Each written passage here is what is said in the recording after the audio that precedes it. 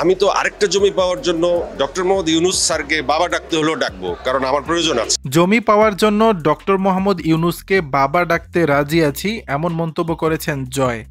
জমি পাওয়ার জন্য সাবেক প্রধানমন্ত্রী শেখ হাসিনাকে মা ডেকেছি, প্রয়োজনে অন্তর্বর্তী সরকারের প্রধান উপদেষ্টা ডক্টর মোহাম্মদ ইউনুস স্যারকেও বাবা ডাকতে রাজি আছি বলে জানিয়েছেন আলোচিত সমালোচিত অভিনেতা ও উপস্থাপক শাহরিয়ার নাজিম জয়। সম্প্রতি এক সাক্ষাৎকারে তিনি এসব কথা বলেন। শাহরিয়ার নাজিম জয় বলেন, আমার জমির প্রয়োজন আছে, তাই ডক্টর ইউনুস স্যারকে বাবা ডাকতে হলেও ডাকবো।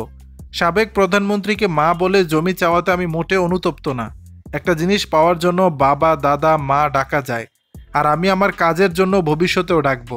তবে হ্যাঁ, আমি তখনও বলেছি বিগত সরকার যেভাবে স্বৈরাচার হয়ে উঠেছিল আর তাদের পতনের জন্য যত লোক প্রাণ দিয়েছে তা অনেক সেন্সিটিভ ইস্যু হয়ে গিয়েছে, আর ওই সরকারের প্রধানকে আমি মা বলেছি, সেটার জন্য আমি অনুতপ্ত, এমনটি বলেন জয়। উল্লেখ্য 2014 সালে সাবেক প্রধানমন্ত্রী শেখ হাসিনার কাছে রাজধানীর নিকটস্থ পূর্বাচলে একটি প্লটের আবেদন করেছিলেন অভিনেতা জয়। আবেদনে শেখ হাসিনাকে মা বলে সম্বোধন করেন তিনি। দর্শক, বিষয়টি নিয়ে আপনাদের মতামত জানাবেন নিচের কমেন্ট বক্সে।